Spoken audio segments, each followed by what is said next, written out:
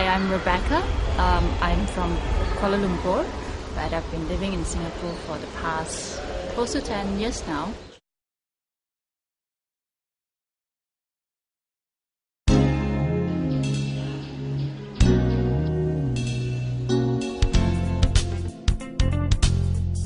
I've worked here for 2-3 years. I was working in a regional office, so we have people from all around the region in my office, but I also work closely with the Singapore Bureau. So again, I have interaction with the Singaporeans. Singaporeans are a little more reserved. They need time to get to know you, but after that, then you just become fast friends. In this nursery, which my husband had started, and with different herbs and plants that we, when we were back in Malaysia, we enjoy having it in our own garden. Living in the condo, there's not much space, so then when this place was available, somehow my husband would plant the things that I need to use to cook, like the pandan and chili padi. Malaysians, we can't live without our chili padi. Then there's also some of the kunyit, the leaves and all that we need in basic cooking. Photograph the plants here and then write out little recipes and just paste it so then residents can just come identify, oh, this is what I can use this for. So I'm very familiar with the herbs, more of the Western herbs like the rosemary and the tarragon and all that. But I'm also experimenting using the Western herbs in the cooking, which for the Chinese style or the Nyonya style cooking. I've got some lime there or calamansi. And then there's, of course, aloe vera, which is very useful in case there's burns and all. You just use it to help soothe out the burn. This is the blue pea flower or butterfly pea, or by the local name bunga telang, of which we could get the natural blue dye, which we would use in pulut tai tai, or even locally in Singapore they use it in their Nyonya chang. I would usually take about 15 to 20 of the flowers, and sometimes when it's in bloom, what I'll do is I'll just pluck it and then put it in the fridge to dry it and then put it in the freezer. So when I do need to make my kueh, I would just have a supply of natural blue dye. I intend to make pulut tai tai, which is the glutinous rice cake or kueh, and it's usually served with a coconut jam or kaya. First we need to prepare the dye from the flower.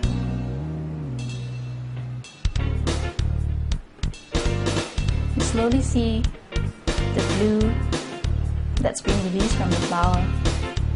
There we go. And I've prepared some of the rice earlier, the glutinous rice which I've soaked. So one I've left it to just soak with plain water, and the other one I've soaked it with the dye which I've gotten from the flour. This has to be done overnight, so especially just so then the rice will be soft enough for the steaming process, and also the blue will color the rice.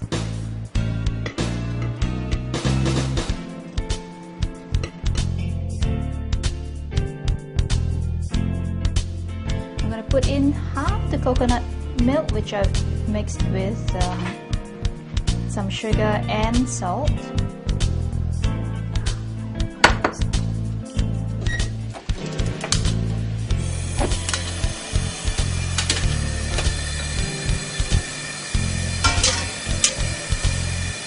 Pandan at the top, and steam it for about 15 minutes.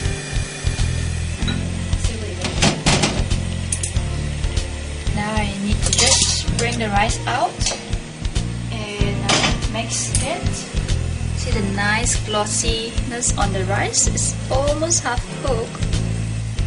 I'll add the remainder of the santan, and we continue steaming it for another 10 to 15 minutes. And back to the steamer.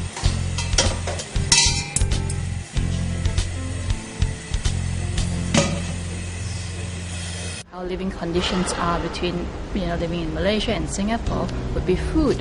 How there are things like Nyonya food, but to them their Nyonya is this more of the Malacca, Singapore Nyonya, whereas for me, my husband, he's from Penang. So I prepare the Penang style Nyonya food, and I'll share with them. So, and introduce the different type of ingredient that goes in that is found locally, but they use it differently.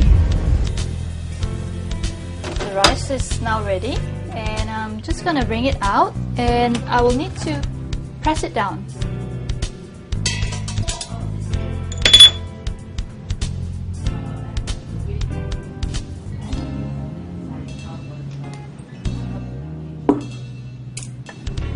And I'll just need to cover it, and you can put anything heavy to press it down so that the rice is compact, and when you spread your kaya on top, it holds well. Okay, the rice should be compact by now. Let me just remove this.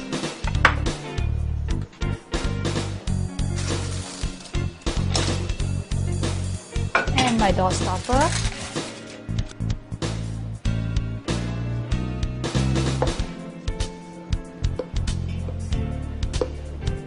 After the rice has been compact, cooled, and cut into size, I'm just gonna pipe some kaya onto the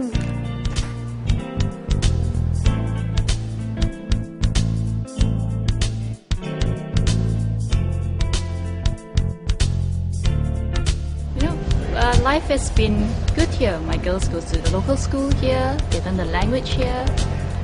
We enjoy living here.